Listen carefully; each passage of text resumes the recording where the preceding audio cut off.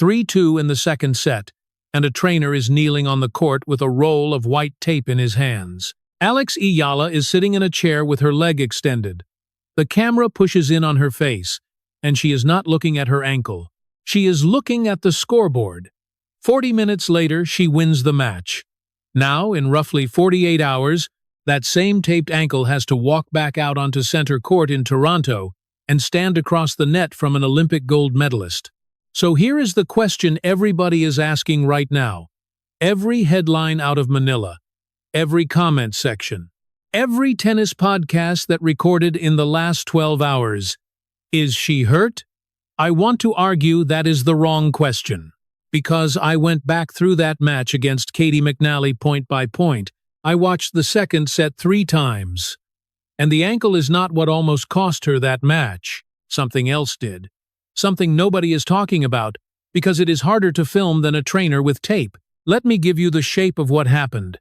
Eala is 21 years old. 2 weeks ago, she had never won a WTA title in her life. Then she won one. She beat the world number 3 in the final and took the last set 6-love. She has now won 7 straight matches. 7. She is ranked 20 in the world, the highest she has ever been. Ticket sales for her Toronto debut disappeared in 30 minutes. And in the middle of all of that, she rolled her ankle. The woman standing on the other side of the net on Sunday is Belinda Bencic, Olympic gold medalist Tokyo, world number 14, former world number 4, and she just came off a match that lasted 3 hours and 24 minutes. Remember that number, 3 hours and 24 minutes. It is going to matter more than you think. Here is what I am promising you. By the end of this video, you are going to know exactly which variable decides this match. It is not the ankle. It is not the ranking. It is not the gold medal. It is one thing. And once you see it, you cannot unsee it. And you will watch this match completely differently than everybody else in the stadium. But I am not going to give it to you yet, because it will not mean anything until you understand what she is actually standing to lose here. And before I can show you what nearly beat her on Friday night, you need to understand exactly how much is riding on Sunday. Because this is not just another round of 16. 14 days ago, Eala was a name that casual tennis fans half recognized. A prospect. Somebody you had maybe seen a highlight of. That girl from the Rafa Nadal Academy. Today she is the first woman from the Philippines to ever win a WTA singles title and the first player from Southeast Asia to win a WTA 500 event. Not the first in a decade. The first ever. And look at how she did it. Because the road matters here. Round 1 in Washington, she beat Zheng Qinwen. Round of 16, Leylah Fernandez. Quarterfinal, Alina Svitolina, 6-3, 6-4. Semifinal, Naomi Osaka, 6-4, 6-2. Then a rain delay pushed the final to Monday, and she walked back out against Jessica Pegula, the world number 3, the top seed, and lost the first set. Then she won the second. And then she won the third set, 6-love. 6-love. In a final, against the world number 3. That is not a hot streak. That is a player who found something. And it did not start in Washington. Go back to Wimbledon, where she knocked out Iga Swiatek, the defending champion.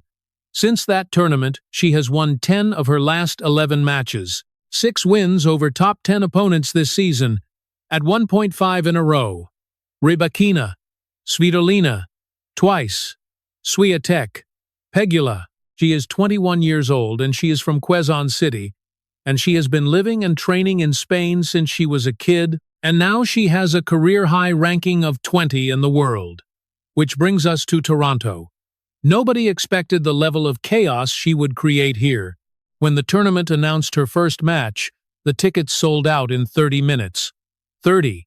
Organizers moved every single one of her matches to center court, which holds 12,500 people, because nothing smaller could hold what was showing up. Concession stands added chicken adobo to the menu. The tournament director said publicly he had never seen anything like it in the history of the event. If she beats Bencic, She reaches her first WTA 1000 quarterfinal since Miami. That is the level of tournament we are talking about. This is one rung below a Grand Slam. So, that is the upside. Here is the part that should scare you. 7 matches, 2 cities, roughly 10 days. And almost every single one of them went the distance. Parks, 3 sets. McNally, 3 sets. Eala in the final, 3 sets. She has not had one comfortable afternoon in 2 weeks. There has been no rest day that felt like rest, because in between matches there are press obligations, there are hundreds of fans waiting at the gate for autographs. There is a nation watching every point live at 4 in the morning. This is not a player who is in good form. This is a player who is running on whatever her body has left in reserve, and the reserve tank does not have a gauge on it. And I want to say something here, because if you are watching this, you already care about how this ends. You are not here for a scoreline. You are here because there is something about this run that feels like it belongs to more than one person. If that is you, subscribe before the next section, because I am going to be covering every single match of this run as it happens, and the next one might be the biggest of her career. Okay, so when Eala walked out against Caty McNally on Friday night, in front of a packed stadium chanting her name, everybody in the building expected a coronation. What they got instead was 90 minutes that should genuinely worry you. 5-4, second set. Eala has just broken McNally. She is 1 game away from a straight sets win, and she steps up to serve for the match. This is the part where the fairy tale ends neatly. She holds serve, she waves to the crowd, she goes to bed early. Instead, she loses that game. Then she loses the next one, then the one after that. 3 straight games, gone, and the second set belongs to Caty McNally, 7-5, and now it is a best of 1. Now hold that thought, because almost everybody blamed the ankle. That is the easy read. She got hurt, she stiffened up, she lost the set. I went back through it, and I do not think the ankle explains that game. Because here is the thing about serving for a match. It is the single most psychological game in tennis. Nothing about it is physical. You are not more tired at 5-4 than you were at 4-4. What changes is that the finish line becomes visible, and the moment you can see the finish line, you start playing to not lose instead of playing to win. So here is my first question, and I want you to sit with it. This is a player who beat Jessica Pegula in a final 8 days earlier, who closed that match out with a 6-love set. So why could she not close out a match against an unseeded opponent ranked outside the top 30? Hold that, because it gets worse. Layer 2. The ankle itself. The official version is simple. She turned her ankle midway through the second set, called for a medical timeout at 3-2, got it taped, kept playing. Bad luck. One moment. Move on. Except that is not what the footage shows. Slow motion replays showed her reacting to that ankle in the first set, not after the timeout, before it. She was already favoring it, already adjusting how she landed on her serve, already shortening a step here and there, and nobody noticed because she was winning 6-3 at the time, which means the medical timeout was not the injury. The medical timeout was the moment the injury became too loud to ignore. And a quick note, because I want to be honest with you about what we actually know. The Philippine outlets covering this match are not even in agreement about which ankle it was. Some reported left, some reported right. That is how fast this story moved. Nobody stopped to check. So question 2. If she was already dealing with it in the first set on Friday, then how long has she actually been carrying this thing? Days? The whole tournament? Since Washington? Nobody has asked her that, and she is not going to volunteer it. Layer 3. And this is the one that nobody has put together, because you only see it if you line up the whole run instead of one match. Toronto. Round 1 against Alicia Parks. 6-1, 4-6, 6-2. She wins the first set for the loss of 1 game. Then she loses the second. Toronto. Round 2 against McNally. 6-3, 5-7, 6-4. Wins the first. loses the second. Washington, the final, against Eala. 4-6, 6-4, 6-love. Different pattern, same neighborhood. The middle of the match is where the wheels wobble. 3 matches. 3 times the second set went the wrong way. She is winning, and then somewhere in the middle of these matches there is a window where she stops being the player who wins 6-love and starts being a player who is hanging on. So question 3, and this is the one that actually matters on Sunday. Is that a fitness problem? Or is it something else entirely? Because if it is fitness, it does not get better. It gets worse. Every match adds to it. There is no version of the next 4 days where she wakes up fresher. And now let me put the numbers on Friday night. Because the scoreline flatters her. She won 94 total points. McNally won 94 points. That is the entire margin of a match that people are describing as another chapter in a historic run. She converted 7 of 13 breakpoint opportunities, which means she left 6 of them on the court. In a match decided by 4 points, 6 missed breakpoints is not a footnote. That is the whole match. And Eala knew it. Listen to what she said when they handed her the microphone in front of a stadium that was still screaming. She said she thought she survived that one. She said it could have gone either way. She said it came down to details and a little bit of luck. That is not what a player says after a statement win. That is what a player says when she knows exactly how close she came. So let me stack it all up for you because this is where we are. An ankle that has been hurting longer than anybody is admitting. A recurring middle of the match collapse across 3 straight matches. A body that is about to play its 8th match in 10 days.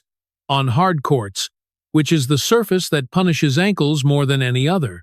A 4-point margin against an unseeded opponent. And the next opponent is an Olympic gold medalist. I do not know how you look at that list and come away optimistic. Every single piece of evidence points the same direction, and the direction is not good, which is exactly why what I found when I went and looked at the other half of this matchup completely changed how I see Sunday. While the entire tennis internet was busy filming a trainer wrapping tape around Eala's ankle, Belinda Bencic was on a different court, playing 3 hours and 24 minutes of tennis against Taylor Townsend. 3 hours, 24 minutes. She lost the first set in a tiebreak. She won the second in a tiebreak. She won the third 6-4, 6-5-7, 7-6-4, 6-4. That is not a match. That is a shift at a factory. Belinda Bencic is 29 years old. Eala is 21. So let me ask you the question again, but properly this time. Which one of these 2 players is actually walking onto that court with a body problem? Everybody has been looking at one side of the draw. And I get why. Injuries are visual, fatigue is not. Tape is a photograph. 3.5 hours of grinding is a box score line nobody clicks on. But the human body does not care which one makes better television. That is the first crack in the story. Here is the part that actually changes everything. I have been calling that ankle a weakness for this entire video. I want to take that back. That ankle is not a weakness. It is a constraint. And there is an enormous difference between the two. And once you understand it, you are going to see this match completely differently. A weakness is something that makes you worse at what you do. A constraint is something that takes options away from you. And here is the thing about Eala that almost nobody has noticed. When you take options away from her, she gets more dangerous, not less. Think about what a taped ankle actually does to a tennis player. It does not weaken her forehand. It does not slow down her serve. What it does is make long rallies expensive. Every extra ball in a point costs her something. Every lateral slide has a price tag on it. So what does a smart player do when rallies become expensive? She stops having them. She goes first. She takes the ball earlier. She commits to a direction instead of probing for one. She shortens points because she has to. Now go look at the tape of the biggest wins of her career and tell me what you see. Wimbledon against the defending champion Iga Swiatek. She did not outgrind Swiatek. Nobody outgrinds Swiatek. She took the ball early and refused to let the point become long. Washington, the final, third set against Jessica Pegula. 6-love. 6 games in a row against the world number 3. You do not win a set 6-love by extending rallies. You win a set 6-love by being the first person to pull the trigger over and over until the other player is permanently one step behind. The version of Eala that is terrifying is the version that goes first. And the version that wobbles, the version that lost that second set to McNally at 5-4, is the version that starts waiting, that starts letting points get long, that starts playing not to lose. So the ankle is not going to make her play worse. The ankle is going to make it physically impossible for her to play the way she plays when she is losing. Here is the analogy I keep coming back to. Think about a boxer who hurts his lead hand in the 3rd round. He does not become a worse fighter in round 4. He becomes a more decisive one. He stops jabbing to gather information. Every punch he throws from that point forward has to mean something, because he only gets so many. The injury does not take away his weapons. It takes away his hesitation. That is what this is. And now the part that makes this specific to Sunday, because none of this would matter against a different opponent. Belinda Bencic is a timing player. That is her whole identity on a tennis court. She stands close to the baseline. She takes the ball flat and early, and she beats you with rhythm rather than raw power. She is not out-muscling anybody. She is out-timing them, which means she needs something from her opponent. She needs a rhythm to lock onto. Give Belinda Bencic a pattern and she will read it 2 shots before it happens and beat you with your own tempo.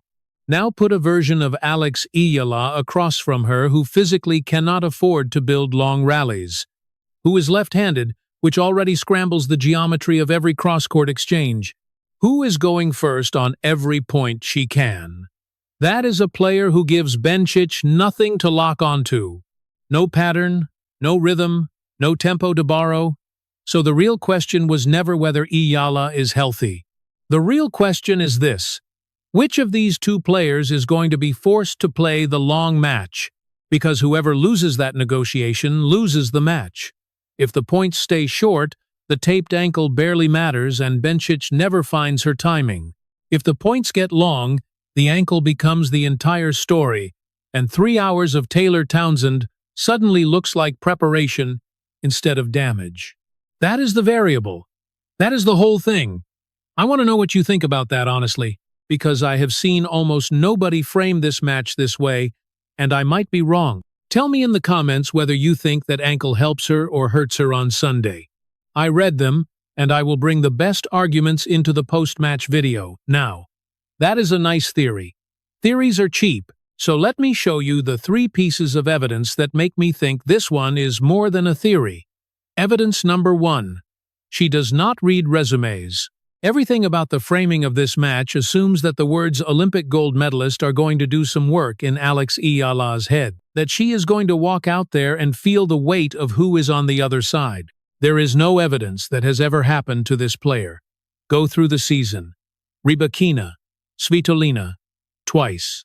Iga Swiatek, at Wimbledon, as the defending champion. On the biggest stage in the sport, Jessica Pegula, the world number 3, in a final. That is 6 top 10 wins this year, including a stretch of 5 in a row. 5 consecutive matches against top 10 opponents, and she won all 5. Belinda Bencic is ranked 14. She is a phenomenal player with a phenomenal career, and I want to be clear that I am not disrespecting a gold medal. But a gold medal is a resume. It is not a game plan. It does not show up on the court on Sunday and hit a backhand. And a player who has beaten 5 straight top 10 opponents is not going to be intimidated by the number 14 next to somebody's name. Whatever psychological advantage that reputation is supposed to create, it does not work on this particular 21-year-old. Evidence number 2. And this one is genuinely underrated. They have never played each other. Not once. Not on tour. Not in juniors. Not in a qualifying draw somewhere in Europe 6 years ago. Sunday is the first meeting of their careers. Think about what that removes. There is no old footage that tells Bencic what Eala does on breakpoint. There is no muscle memory from a previous loss. There are no established patterns, no history, no scar tissue for either player. And in a match with no precedent, the advantage goes to whoever has more variation, because the player with fewer answers gets solved faster. Eala is left-handed. That alone rewrites the geometry of every cross-court exchange, every serve out wide, every ad-court point in the match. She absorbs pace, she changes direction, she redirects the ball rather than trading it. That is a specific and awkward problem to solve, and Belinda Bencic has never had to solve it under pressure, with a crowd screaming in the fourth round of a WTA 1000. Which brings me to the third piece, and this is the one that I think decides it. Toronto is a home match. It is 13,000 kilometers from Manila, and it is a home match. I told you earlier that her first Toronto ticket sold out in 30 minutes. Here is what happened after that. The tournament moved every single one of her matches to center court, 12,500 seats, because the demand could not fit anywhere else. Concession stands added chicken adobo, Filipino flags across entire sections of the building, chants of Laban Alex between points. The umpire has had to remind the crowd not to cheer during the rallies, which almost never happens at a tennis tournament and is the single best statistic in this entire video. Now here is why that is evidence and not just atmosphere. Go all the way back to the beginning of this video, back to 5-4 in the second set, when she served for the match and lost 3 games in a row. That was the problem. Closing out matches. Playing not to lose. And then look at what happened in the third set of that exact same match. McNally came back again.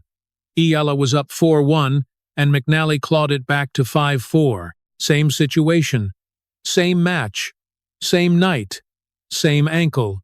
And Eala held on this time and won it 6-4. What changed in 40 minutes? The crowd got louder. That is what changed. The thing that nearly beat her and the thing that saved her were sitting inside the same building on the same night, which means the closing problem is real, and the antidote is real, and Bencic has to walk into a stadium where the antidote is 12,000 people deep and has been rehearsing for a week. And I want to give you one last thing, because if you are still here, you have earned it, and this is the detail that I think explains why this crowd is different from a normal home crowd.